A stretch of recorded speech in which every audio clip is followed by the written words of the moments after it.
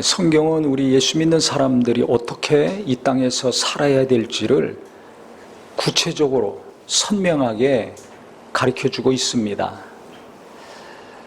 오늘 이 본문의 말씀은 제가 몇 달 전에 큰 고민이 있었는데 그 고민 가운데 하나님이 주신 말씀입니다.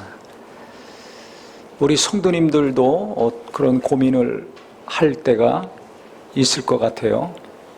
어떤 일이 있었냐면, 제가 목회자잖아요. 그래서 목사님들 한 달에 한 번씩 모이는 정기적인 모임이 있습니다. 회비도 내고 참여를 하고 모임을 예배하고 식사를 하고 이제 교제를 하고 합니다. 그러면 저희 입장에서는 목회자들이 모였으니까 고민을 나누고, 우리가 목장 모임 때 삶을 나누고 은혜를 나누고 하나님의 인도하심을 나누고 또 어려운 것 나누고 같이 기도하지 않습니까? 그런 식으로 목회하면서 얼마나 많은 어려움들이 있겠어요. 교인 때문에 속 썩는 거, 목사라고 자식 때문에 속 안 썩겠습니까? 부부간에 갈등이 없겠습니까? 육체의 어려움, 경제적인 어려움들, 또 그 어려움 가운데서도 하나님이 베푸신 은혜가 있을 거 아닙니까? 이런 것들을 좀 나누고, 또 뭔가 잘하는 교회가 있으면 그걸 보고 도전도 받고, 또 어려운 교회가 있으면 위로하고 격려하고 도움을 줄 수 있는 거 있으면 도움을 주고, 이런 교제를 하면 좋겠는데 전혀 그런 게 없는 거예요. 그러니까 어떻게 돼요? 제 입장에서는 이 시간이 너무 무의미하고 아까운 거죠. 마음이 자꾸 멀어져 가는 거예요. 결국 마음이 멀어지면 어떻게 됩니까?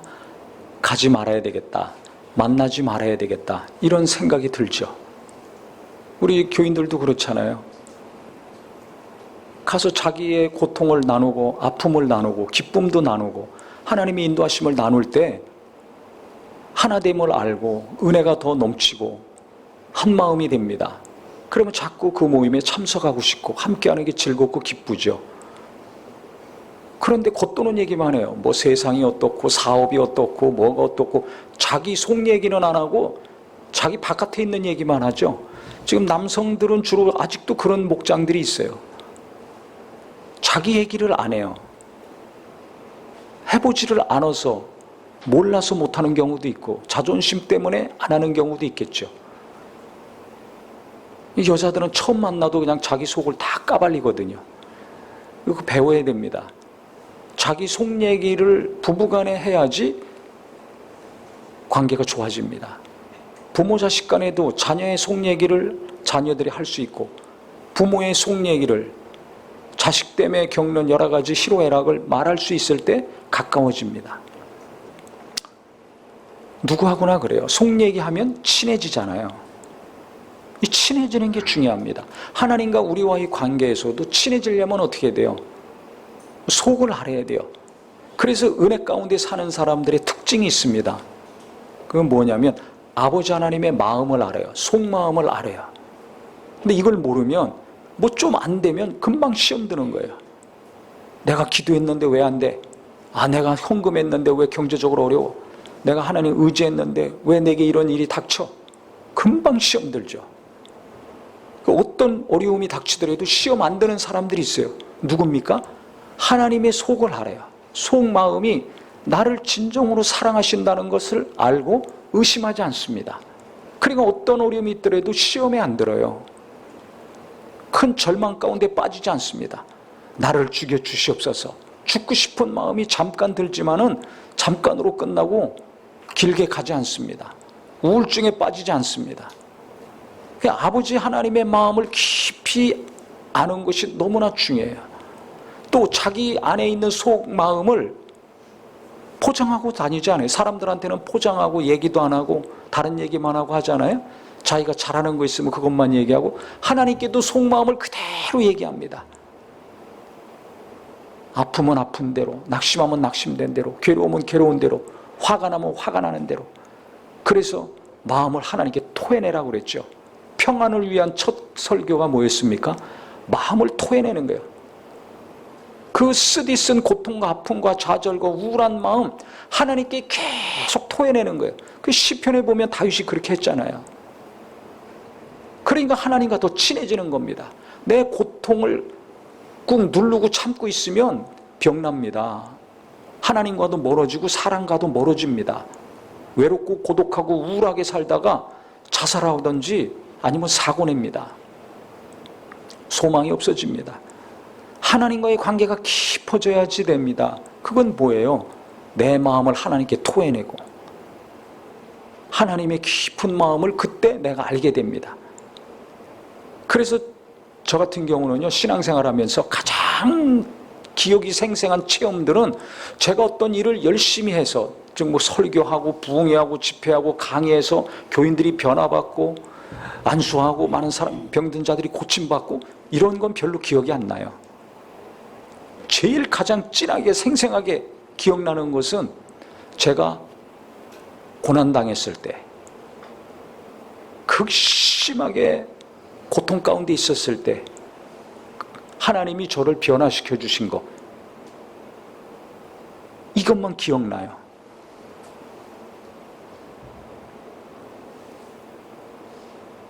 고난이 닥쳤다고 하나님이 미워한 게 아니에요. 버린 게 아니에요. 그 고난을 통해서 하나님이 저를 온전케 하시고 그 흠을 제거하시고 삐뚤어진 거 바로 되게 하시고 거룩하지 않은 거 불순물을 빼셨거든요. 그렇기 때문에 변화가 된 거 아닙니까? 성경을 그렇게 많이 알고 그렇게 많이 기도하고 그렇게 많이 전하고 외치고 가르쳤는데도 불구하고 흠이 있어요. 변화되지 않은 게 있어요. 책망받을 것이 있어요. 기도도 안 돼. 말씀으로도 안 돼. 그러니까 어떻게 돼요? 하나님이 직접 채찍을 드실 수밖에 없죠. 그러니까 극심한 고난 가운데, 아픔 가운데 그때의 시간은 너무 끔찍하지만 그 고통과 아픔을 통해서 하나님이 계속 온전치 못한 거 온전케 하시고 불순물 하나하나씩 빼가시고 그 다음에 하나하나 다듬어 가시고 새롭게 하신 거, 이것만 남아 있어요. 저는. 그러니까 그 고난의 시간, 고통의 시간, 아픔의 시간, 슬픔의 시간, 빨리 죽었으면 좋겠다. 왜? 너무 고통스러우니까. 실제 고통스러우니까. 너무 아프니까 아무 생각할 수도 없어요. 진짜 아프면 아무 생각이 안 납니다. 빨리 이 고통이 끊어졌으면 좋겠다, 이 생각만 납니다. 그거 어떻게 끊어져요? 죽어야 끊어지지. 그래도 뭐 가족들 생각하고 뭐 자기 자신을 생각하고 뭐 이것저것 생각하고 우울함에 빠지고, 이건 그래도 좀 나은 거예요. 생각할 겨를이 있잖아요. 아무것도 생각할 수가 없어요. 너무 아프고 괴로우면 이 고통이 빨리 멎었으면 좋겠다, 이거밖에 없습니다. 근데 그렇게 고통의 시간, 여러 가지 고통의 시간을 통해서 그때 제가 변화됐더라고요. 지금 보면 그때 제가 바뀌었어요. 우리 성도님들도 경험하지 않습니까? 매주 예배하죠, 기도하죠. 그렇게 열심히 신앙생활 했지만은 내가 얼마나 바뀌었습니까? 얼마나 온전해졌습니까? 자기를 보세요. 모르면 가족들한테 물어보세요. 옆에 오랫동안 같이 산 사람이 제일 잘할 거 아닙니까? 그렇게 사람이 바뀌기가 어려운 거예요. 그래서 하나님이 고난이라는 것을 통해서 우리를 온전케 하시고 하나하나 바로잡아 나가 주시고 깨끗하게 하신다고 생각이 됩니다. 그렇게 고난 가운데 하나님이 깨닫게 하신 것이 있는데요, 이 교만의 뿌리가 얼마나 깊은지 아직도 제게 그게 남아있는 거죠. 그래서 그 모임에 이제 마음이 멀어져서 거의 결정까지 했는데 그때 이 말씀을 주신 거예요. 존경하기를 서로 먼저 해라. 아유, 형제를 사랑하여 서로 우애하고 서로 잘 지내고 친하게 지내고, 세 번역에는 다정하게 하고 그랬어요. 근데 그게 자꾸 싫어져서 친하고 다정했던 마음이 식어져 가지고 이제 떠나려고 하는 거거든요. 관계 끊으려고 하는 거죠. 근데 존경하기를 서로 먼저 해라. 존경한다는 것은 뭡니까? 이 헬라어 원어적인 뜻은 이게 티메인데요. 티메가 무슨 뜻이냐면 높은 수준의 평가입니다. 값을 좀 높이 매기는 거예요. 위엄, 존귀, 존경, 값, 이런 뜻으로 성경에 써 있는데요. 누군가를 우리가 존경할 때 그럴 때 그분을 높이 평가하는 거 아닙니까? 예수 안에서 서로 그 사람을 높이 평가하는 것을 네가 먼저 하라는 거예요. 그러니까 제가 충격받죠. 저는 도전받을 것도 없고 목회에 유익이 되는 것도 없고 저 자신에도 도움이 되는 게 없다고 생각해가지고 그런 마음을 먹었었는데, 그럼 왜 그런 마음과 생각을 합니까? 또 좀 깊이 들어가 보면 그분들에 대해서 평가하는 게 좀 좋게 평가하고 높이 평가하는 게 없었던 거죠. 이게 문제였어요. 그 왜 그러겠어요? 제 입장에서만 생각한 거예요. 제가 원하고 바라고 추구하는 생각, 그것 가운데만 머물러 있었기 때문에 그렇죠. 제가 이런 고민을 얘기했더니 제 아내가 단칼에 잘라버리고 뭐라 하냐면, 무조건 가라. 당신이 안 가면 내가 같이 따라가겠다. 왜 그러냐? 제 아내는 생각이 달랐어요. 관점이 달라요. 당신이 거기 가서 아무것도 안 하고 아무 말도 안 하고 그냥 가서 앉아있는 것 자체만으로도 그분들에게는 큰 위로와 기쁨이 된다. 당신이 참석하면 얼마나 좋아하냐 그분들이. 맞는 말이거든요. 저는 뭔가 거기서 얻으려는 것만 생각한 거예요. 근데 제 아내는 그게 아니에요. 그분들 목회하기도 어렵고 여러 가지 힘든 거 많으니까 당신이 가서 함께하는 것만으로도, 존재만으로도 큰 기쁨이 되고 위로가 되고 격려가 된다. 그러니까 뭐 하려고 하지 말아라. 그런 거 생각하지 말아라. 근데 그때 이 말씀을 주신 거예요. 존경하기를 서로 먼저 하며. 저는 존경을 안 했거든요. 높이 평가를 안 했어요. 그 전에 높이 평가하다가 이게 자꾸 눈이 내려온 거예요. 하나님이 제가 교만하다는 걸 이 말씀을 통해서 다시 한번 깨닫게 하신 겁니다. 그래서 자의반 타의반 억지로 마지못해서 가다가 이제 시간이 좀 지난 다음에는요, 제가 자원함으로 갑니다. 제 아내 말이 맞기도 하지만 이 말씀을 주셨기 때문에. 그래서 말씀으로 인도함 받는 거, 말씀을 계속 묵상하는 게 이래서 중요합니다. 오늘도 간증에 있지만은요, 이 말씀, 저에게 하신 말씀, 찔림받은 말씀, 감동된 말씀이었어요. 제가 고민 가운데 하나님이 주신 말씀이었어요. 이 말씀을 계속 묵상하니까 안 갈 수가 없는 거예요. 이 말씀을 하나님이 저한테 주셨기 때문에, 그분들이 문제가 아니라 제가 문제라는 걸 가르쳐 주셨기 때문에 이게 불순종할 수가 없는 거예요. 만약에 불순종하면 어떻게 됩니까? 저는 책망을 받을 수밖에 없는 사람이 되는 거예요. 흠이 없어지지 않는 거예요. 거룩하지 않은 거예요. 계속 교만함을 갖고 사는 겁니다. 그러면 안 되잖아요. 순종해야 되잖아요. 이게 순종이 어렵죠. 시간이 걸립니다. 단번에 순종이 되는 것도 있고, 며칠 걸리는 것이 있고, 몇 달 걸리는 것이 있어요. 저는 한 2-3달 걸렸어요. 그래서 이 말씀에 순종해야 되니까 억지로 하다가 시간이 가면 갈수록 이 말씀을 계속 묵상하니까 하나님이 감동을 주시는 거예요. 생각이 바뀌고 마음이 바뀌어요. 맞다, 내가 너무나 교만했구나, 이기적으로 생각했구나, 내가 받을 거, 얻을 거, 내 유익만 생각했지, 내 입장에서만 생각했지 전체적으로는 내가 생각을 못했구나. 그래서 이 말씀을 계속 묵상하면서 한 분 한 분의 목회자들이 새롭게 보였습니다. 달리 보였습니다. 귀하게 여겨지는 거예요. 소중히 여겨지는 거예요. 존재만으로도 무시할 수 없는 분들이라는 것을 하나님은 계속 제게 마음과 생각 가운데 가르쳐 주셨습니다. 빌립보서에도 말씀이 있잖아요. 2장 3절에 아무 일에든지 다툼이나 허용으로 하지 말고 오직 겸손한 마음으로 각각 자기보다 남을 낮게 여기고 남을 더 높이라는 거죠. 존중하라는 거예요. 저는 어제도요, 아주 너무 불쾌한 일을 겪었습니다. 설교를 오늘 해야 되는데, 오늘 여기 올라오기 전까지 마음이 대단히 아주 무겁고 답답하죠. 왜? 너무 불쾌한 일이 있어가지고. 그 왜 불쾌하냐? 무례한 사람 때문에. 우리가 살다 보면 무례한 사람들이 있어요. 이기적인 사람이 있어요. 독선적인 사람들이 있어요. 이런 사람들 상대하기 너무 힘들죠. 말 한마디만 하면 불쾌하잖아요. 하는 행동을 보면 화가 나잖아요. 아니면 상처를 받습니다.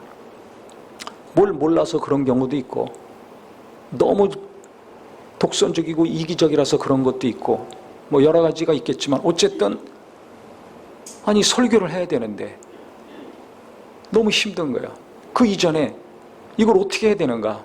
마음에 평안이 없잖아요. 너무 불쾌하니까. 이걸 어떻게 해결해야 되는가? 하나님 어떻게 해야 됩니까? 어떻게 해야 됩니까? 계속 하나님께 더 가까이 가는 겁니다.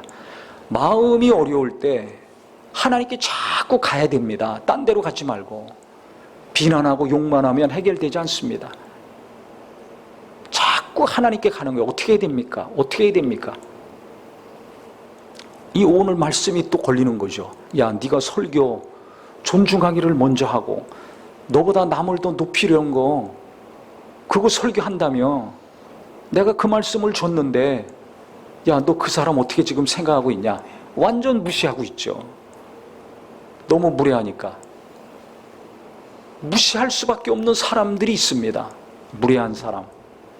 알면서도 계속 이기적이고 탐욕적으로 범죄하고 있는 사람. 너무 교만해가지고 자기만 알고 다른 사람 함부로 대하고 말하는 사람들 있지 않습니까? 이런 사람들 우리가 어떻게 존중합니까? 어떻게 높이 평가할 수 있습니까? 못해요. 저도 못해요. 이런 딜레마 가운데 지금 있는데요. 어제 하나님이 설교할 때 주신 말씀이 있거든요. 설교 준비할 때. 이게 뭐냐면 세상에 살다 보면 이게 존중할 수 없는 사람, 높이 평가할 수 없는 사람이 있는데 어떻게 이런 말씀을 하셨는가? 우리도 교회에서 보면 아주 독선적이고 이기적인 사람 있잖아요. 아주 예의 없는 사람들 있잖아요. 교회에서도 그런데 뭐 가정에서나 일터나 학교에서는 그런 사람들 항상 있습니다.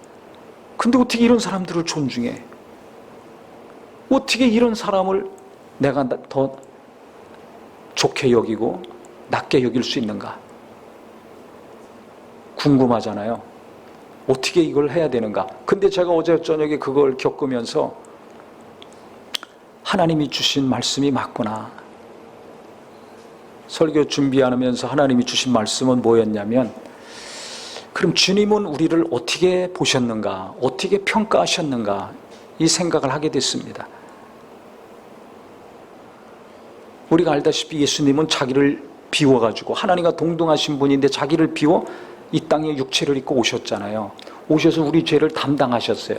근데 이 땅에 사시면서 성경을 가만히 보면 죄만 담당하신 것이 아니라 그 당시 죄인으로 낙이 찍혔던 사람, 율법으로는 흠이 없게 살았던 사람들이 볼 때 무시당했던 사람들이 있어요.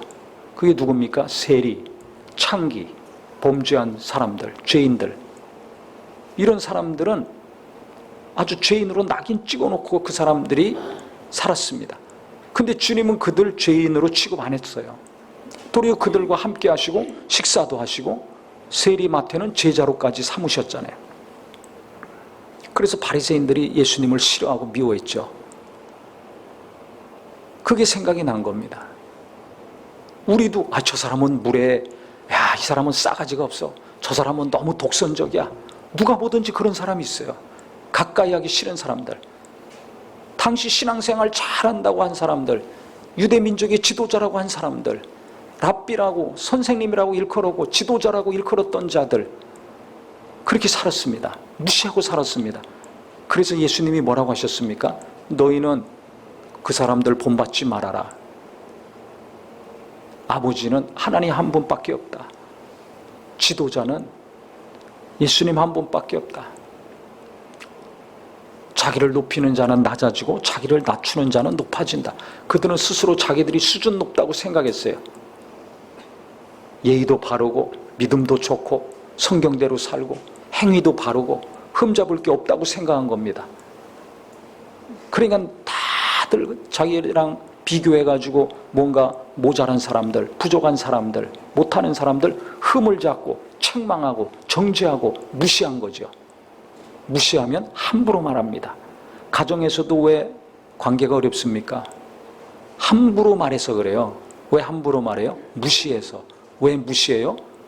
내가 부모니까, 내가 돈 벌어다 주니까, 내가 믿음이 더 좋으니까. 그러니까 아내들이 남편 거의 무시하고 삽니다. 왜? 믿음이 부족하다고.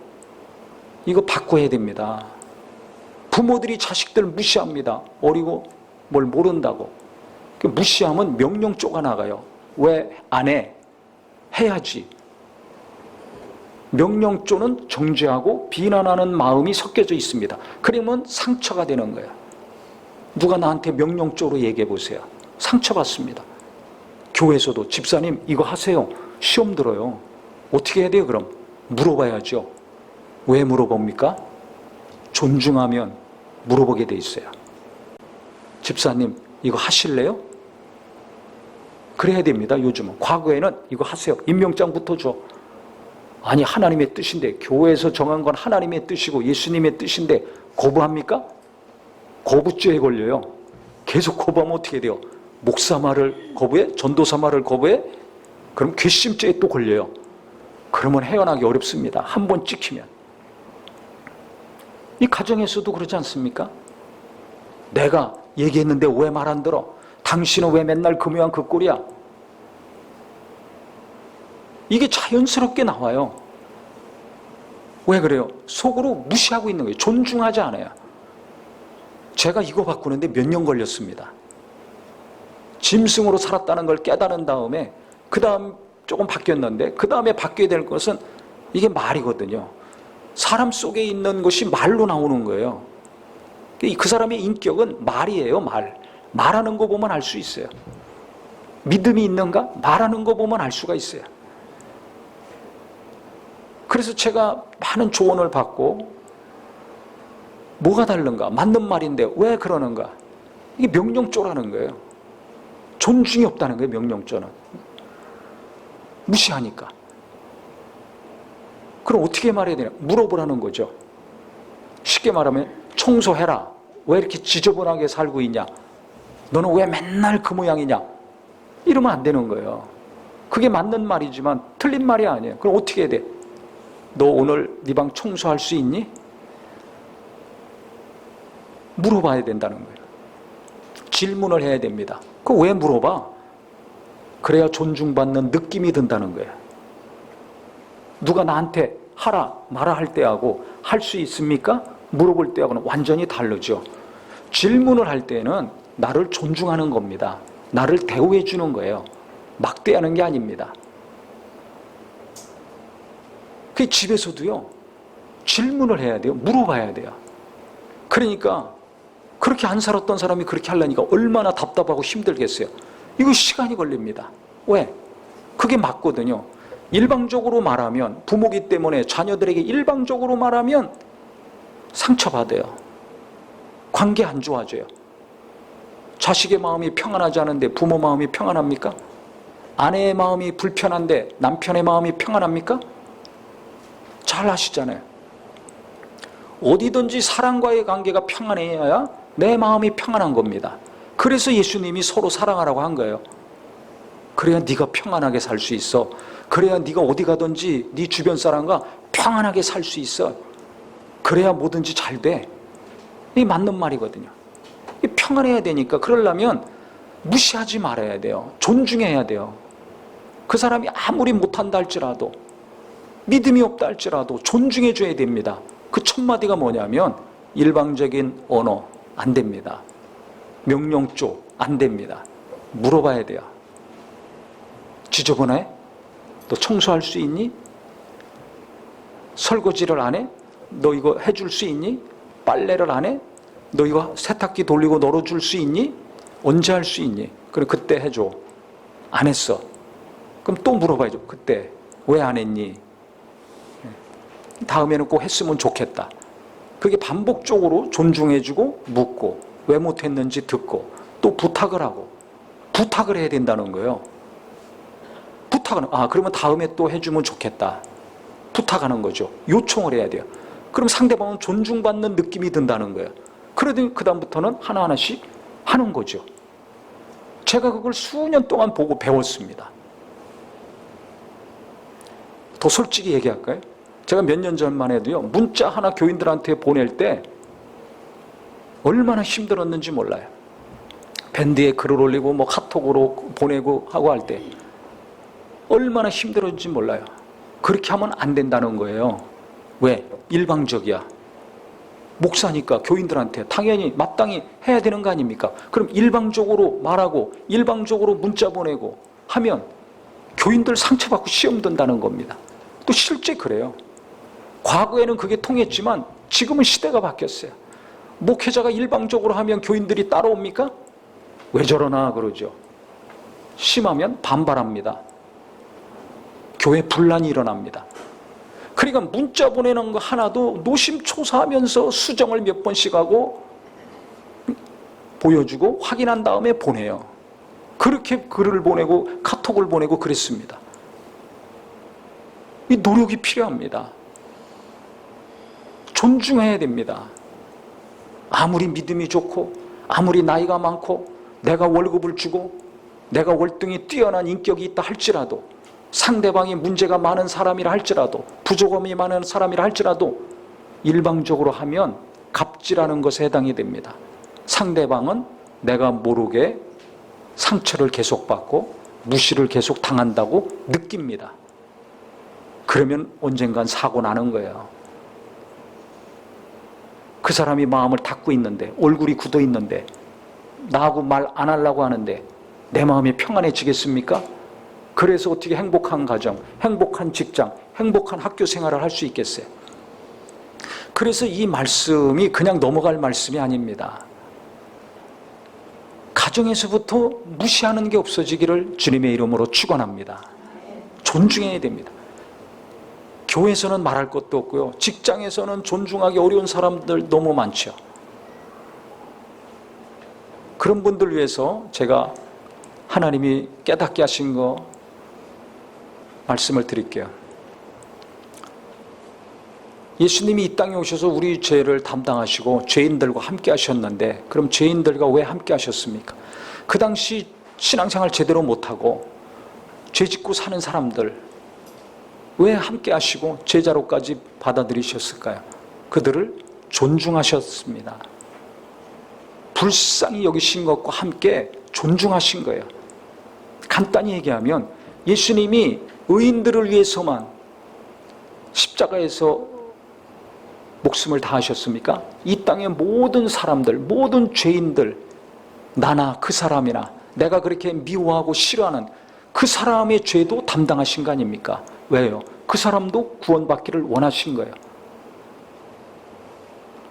좀 다른 측면에서 얘기한다면 그 사람도 예수님 목숨을 다하실 정도로 가치가 있고 존귀한 자라는 거죠. 우리가 사람을 함부로 대하고 아무리 죄를 짓고 무례하고 이기적이고 독선적이라 할지라도 그 사람을 귀히 여기고 무시하지 않고 동등히 여기거나 좀 좋게 여겨야 될 이유는 바로 여기에 있습니다. 예수님이 목숨과 맞바꾼 사람이기 때문에 그렇습니다. 목숨이 얼마나 귀합니까? 하나님의 아들이 오셔서 그 사람 한 영혼 구원하시려고 목숨을 버리셨습니다. 그러면 예수님의 목숨값이에요. 나도 그렇고 그 사람도 그렇고 옆에 있는 사람도 그렇고 가족들도 그렇고 그렇게 나한테 고통을 주는 사람도 그렇고 분노를 일으키는 사람도 그렇고 그 사람의 영혼은 예수님이 목숨값입니다. 그래서 주님이 말씀하셨죠. 양 하나 잃어버리면 99마리 두고 그거 찾아간다는 거예요. 99마리의 값과 가치와 한 마리 양의 가치 99대 1 아닙니까? 얼마나 차이가 납니까? 한 마리 잡으러 갔다가 99마리 다 잃어버릴 수도 있어요. 근데 하나님의 마음, 예수님의 마음은 그 한 잃어버린 양에게 있다는 거 아닙니까? 가치가 있는 거예요. 소중히 여기시는 거예요. 내가 아무리 못하는 것이 있고 부족한 것도 있고 한심한 사람이라 할지라도 주님은 나를 소중히 여기시고 자기 목숨과 바꿀 정도로 가치 있게 여기신다는 걸 깨닫기를 예수 이름으로 축원합니다. 이 하나님의 깊은 마음을 알 때 우리가 자존감이 높아지고 소망을 가지고 살 수 있습니다. 그렇다면 그 사람에게도 내가 높이 평가할 수 없는 사람, 무시할 수밖에 없는 사람, 사람 취급하기 싫은 사람, 만나기 싫은 사람, 그 사람도 예수님이 그 사람의 영혼을 위해서 목숨을 버리셨잖아요. 십자가를 지셨잖아요. 그럼 그 사람도 나와 동일하게 소중히 여긴 사람이에요. 가치가 있는 사람입니다. 그래서 저는 오늘 이 말씀, 남을 너보다 더 높여라, 더 존경해라, 더 낮게 여겨라, 순종할 수 없을 때가 있는데요, 예수님이 그 사람을 위해서도 목숨을 내주셨다. 그러면 그 사람의 가치는 어느 정도입니까? 예수님의 목숨 정도 되는 가치 아닙니까? 그러면 그 사람이 얼마나 귀한 사람입니까? 내가 볼 때는, 우리가 볼 때는 너무 무시를 당할 수밖에 없는 존재지만 하나님이 보실 땐 그렇지 않다는 거예요. 바리새인들이 볼 때는 너무 무시할 수밖에 없는 사람, 가늠하다 현장에서 잡혔어. 당연히 죽어야 돼, 죽여야 돼, 죽어 마땅한 죄인이야. 하지만 예수님은 살려주셨어요. 위로해 주셨어요. 구원해 주셨어요. 바로 이겁니다. 누가 보든지 저 사람은 잘못했어. 맞아요. 가늠한 게 잘한 겁니까? 누가 보든지 저 사람은 무례해. 누가 보든지 저 사람은 너무해. 그래서 죽여 마땅하다고 생각해서 다 돌들어 죽이려고 했는데 예수님은 죽이라고 안 했습니다. 죽이려고 하는 사람들과 생각이 달랐어요. 왜 그렇습니까? 구원하려고 오셨기 때문에. 우리를 불쌍히 여기셨어요. 죄인들을 불쌍히 여기셨어요. 죄를 짓는 현장에서 붙잡힌 자를 불쌍히 여기셨어요. 죄인으로 낙이 찍힌 자들을 불쌍히 여기시고 함께 하시고 존중해 주셨습니다. 존중해 주셨어요. 우리는 뭘 잘해야 존중하잖아요. 나보다 뭔가 나은 게 있어야 높이 평가하잖아요. 근데 형편없는 삶을 사는 사람도 주님은 그보다 더 낮은 자리에 오셔가지고 더 낮은 마음과 눈을 가지고 존중해 주신 겁니다. 제가 여기서 너무 또 큰 충격을 받은 거예요. 그래서 어제 그 무겁고 답답했던 마음이 오늘 이 말씀을 계속 묵상하고 주님이 그 죄인들보다 더 낮은 자로 오셔가지고 존중해 주고 구원해 주시고 목숨까지 주실 정도의 가치 있는 사람들이라는 것을 깨닫게 하시면서 제 마음이 조금씩 누그러졌습니다. 어느 정도까지 왔냐? 나중에 만나면 내가 오늘 말씀에 순종해서 먼저 가서 인사해야 되겠다. 먼저 가서 안부를 물어야 되겠다. 여기까지 하루 만에 발전이 됐습니다. 할렐루야. 이와 같은 은혜가 우리 모두에게 임하기를 바랍니다. 가까이 하기 어려운 사람 있죠. 열불나는 사람이 있습니다. 그러면 이 말씀 우리가 순종하기가 어렵습니다. 당장 오늘 예배 끝나면 먼저 가서 손 내밀고 안부를 묻고 인사하는 성도가 되기를 바랍니다. 집에 가도요, 자녀들이 옛날에는 학교 갈 때 인사하고 들어오면 인사하고 자녀들이 먼저 부모에게 인사하고 다니는 게 기본이고 사회 어디 가든지 당연한 거였습니다. 왜? 예절 교육을 가정에서나 학교에서나 사회에서나 시켰기 때문에. 근데 요즘은 그런 게 없어요. 그 교육은 안 시키고 영어 수학만 잘하게 공부시키잖아요. 그 부모 입장에서는 자녀들이 오고 가는데 인사도 안 해. 괘씸해. 그러면 평안이 없습니다. 먼저 가서 해야 돼요. 먼저 잘 갔다 왔냐? 잘 가라. 안 찾아와요, 방에? 그러면 내가 먼저 아이들 방에 가야죠. 왔니? 먼저 현관으로 가야죠. 인사 안 하고 가면 달려가서 잘 가라. 부모가 먼저 가야 돼요. 평안하려면 부모가 먼저 해야 됩니다. 그럼 나중에 자식들이 먼저 합니다. 이게 뭐든지 그렇더라고요. 교인들도 피해 다녀. 인사 안 해. 왜 저러지? 시험 들거나 괘씸하게 생각하지 말고 먼저 가서 하시면 돼요. 먼저 찾아가서 붙들고 인사하고 웃는 얼굴에 침 못 뱉습니다. 먼저 안부를 묻고. 저도 그래요. 목사님들 모임에 가면 새파랗게 젊은 목사인데 인사도 안 하고 안부도 안 물어요. 와, 이렇게 괘씸하고 싸가지가 없나? 그러면 어떻게 삽니까? 항상 시험 들어 있어요. 안부를 먼저 물으면 돼요. 잘 지냈냐고, 어떻게 지냈냐고. 그러면 끝입니다. 평안해집니다. 그래서 먼저 하라는 거예요. 먼저 할 때 누가 평안해져요? 내가 평안해집니다. 먼저 할 때 가정이 평안해집니다. 먼저 할 때 직장에서도 내가 평안해집니다. 뭐든지 그렇습니다. 이게 중요한 말씀이라고 생각해요. 예수님은 내가 무시하는 사람, 그 사람보다 더 낮은 마음을 가지고 그 더 낮게 오셔서 그 사람 존중해주고 그 사람 연약함 담당하고 구원해 주셨잖아요. 그래, 예수님이 귀하게 여기신 사람, 나도 그렇지만 그 사람도 귀하게 여기셨다. 깊이 생각할 때 먼저 가서 안부를 묻고 먼저 가서 인사하고, 너무 마음이 굳어져 있다면 이 말씀 계속 묵상할 때 마음이 녹아져서 이 말씀을 이루어갈 수 있는 평안의 심령 되기를 주님의 이름으로 축복합니다. 기도하겠습니다.